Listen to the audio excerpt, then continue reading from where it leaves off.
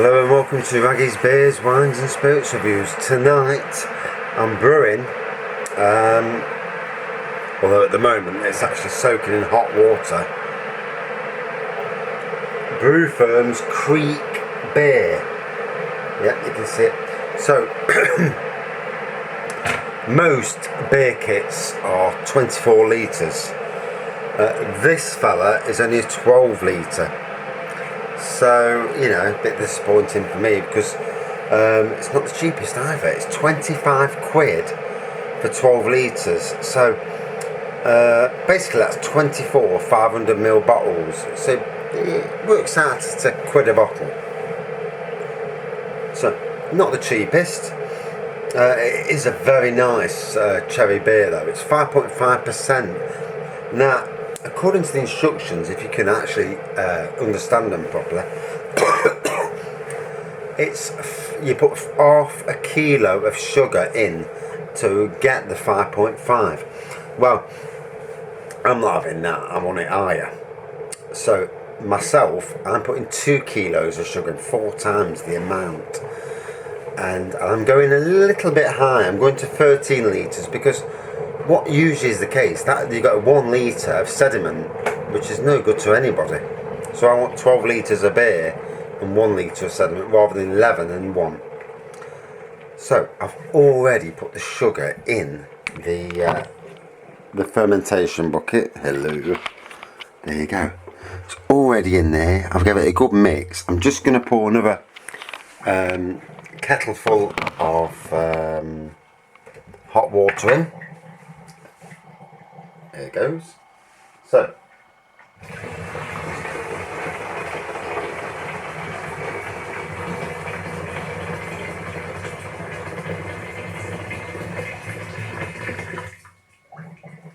now that takes it, although you can't see because it's got no marks on the bottom.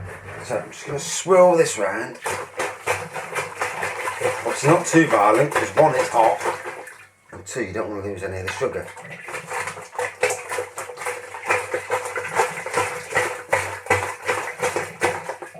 So yeah, 2 kilos in there, and what it is, the yeast will eat all that up. And there is one thing with this particular brand, it really does. This is the brand that I used, and I fermented it, and then I put it in the barrel, and it expanded the barrel. And the wife phoned me up at work and says, "This barrel's hissing, it's bigger than the other barrel." And I said, "For God's sake, it's under the top straight away, because otherwise it'd have gone boom, and we'd have had a very wet kitchen, and more than likely a few units to replace." So this has been sitting in here for about 10 minutes now. So it warms the malt up, because obviously you need to warm the malt up to get the malt out. So I'm going to put the kettle on again, because I'm just going to make sure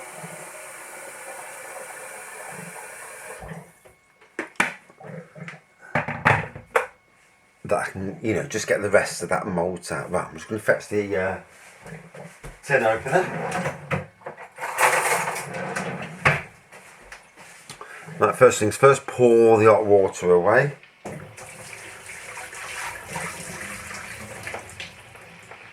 Because the tin is likely to be chuffing hot.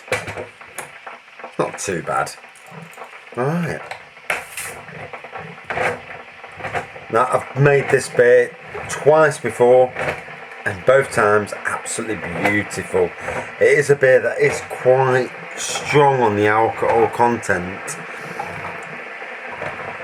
especially if you put a bit more sugar in, like I have done on both occasions.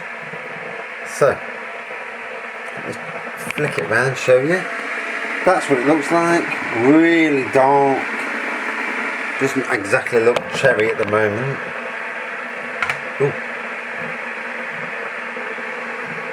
Ooh, beautiful cherry aroma though. Right, I'm going to pour this in.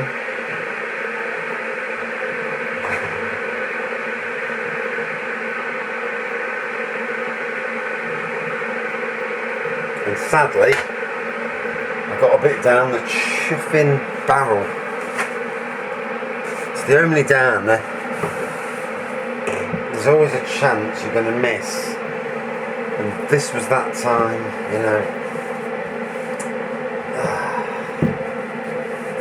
And before it sticks and makes a bloody mess, good time to get it cleaned.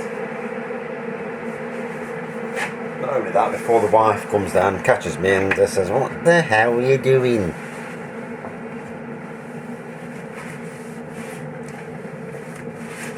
So, don't really like losing any of the malt mix, because obviously that's what makes the beer.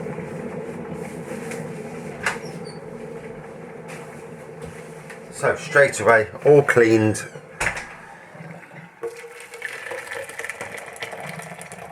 Right, pour this in here. Now I'm going to get a plastic. Don't use wooden, because the flavours, the wood soaks in the flavours from whatever you've been cooking with it, whereas plastic just, you know, gets washed and it's ready to go again. So, little tip there, you know, say you've been cooking bolognese sauces with that wooden spoon, you know, it then impregnates itself with whatever it's been cooking with last and before. So, not a good idea to have that sort of thing on it.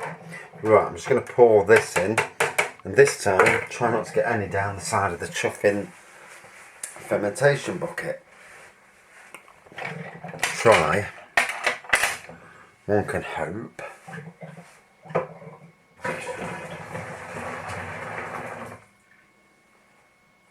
Right, nice and clean, as you can see. Lovely. So that now can go in the bin, because I don't need it. I know what I'm doing, thankfully. And now, that is absolutely red hot. So, I'm going to give it a swirl. It's either give it a swirl or use the, wow, lovely smell of cherry. Now for me, this is the best cherry beer, not just cherry, fruit beer kit on the market. So 25 quid, obviously not cheap. Now I'm going to get it up to the 13 litres with hot water, with cold water. If you can see me still.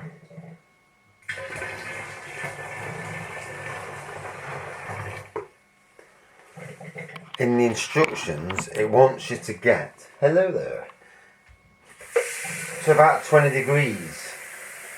No higher than 25, obviously. So, fill it up.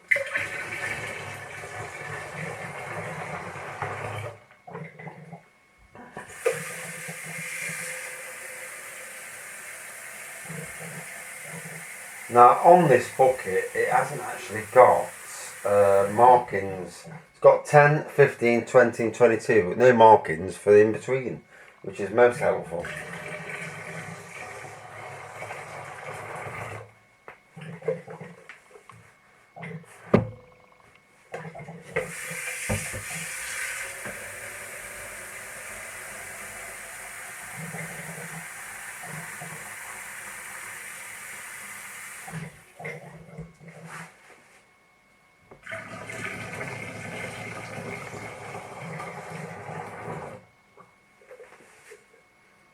Right, a little bit more.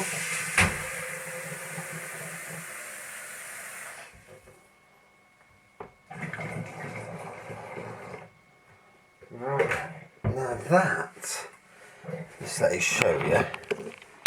That's 10, that's 15, it's round about 13 and a half more than likely. Just slightly over 13 anyway, I would have thought. Now, just going to give it a quick stir. So I've been told in my life I'm a good stirrer, so.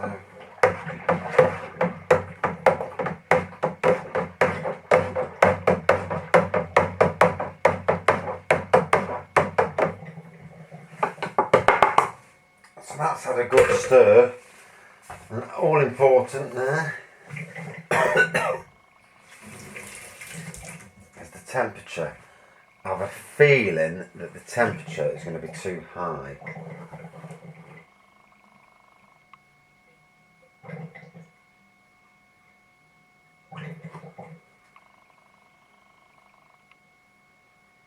Yeah.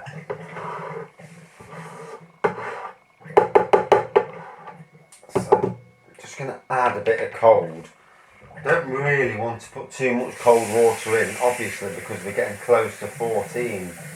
But I have put quadruple the sugar amount in.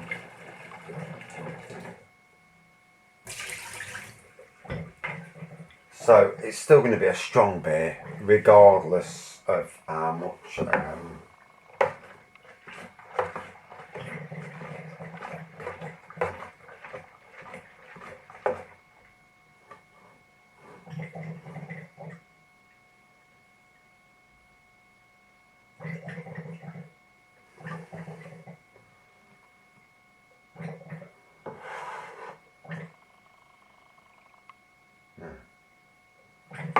That's not right. It's actually saying higher now. Stupid bloody thermometer. So what I'm going to do, off camera, I'm going to let it cool down for half an hour or so, and then add the yeast. It cannot be any higher than 25 degrees. Doesn't feel that warm on the outside, but on the inside it does. Yeah, still too high. So one of them unusual times where I can't show you everything straight off because I daren't let it put the yeast in too early, because obviously we need it to do its job. We're going to leave it half an hour, let it cool down, and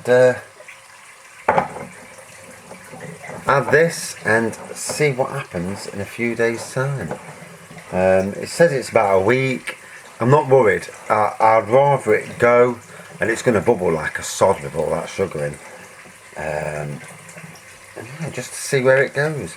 It's got the strength of the cherry is lovely anyway, so with all that sugar in there, it's going to absolutely, be mad. 4 times the amount of sugar. What I will do is do a test at the end just to make sure it's not too sugary. The yeast has worked and burnt all the sugar content out. Otherwise, when I put it into bottles, it's going to explode bottles. So you've got to be careful. Only so much sugar you can have in anything. So yeah, that's day 1. I'm going to let it cool down for a bit, but I don't really need to show you putting the yeast in anyway. But yeah, that's day 1. And this is a Friday, so be interesting to see next Friday how far it's got. A bit different with this bucket. It's not. I don't like it compared to my other bucket, but I got it for free, so beggars can't be choosers. It just gives me that capacity to brew more than one at a time. And in fact, I actually screwed a hole in the top of a barrel to put an airlock in, and I've actually got 3 devices should I need to brew 3 at once. I may do. I may put the ginger beer in there and see how it goes. May do. Anyway, thanks for watching. See you soon.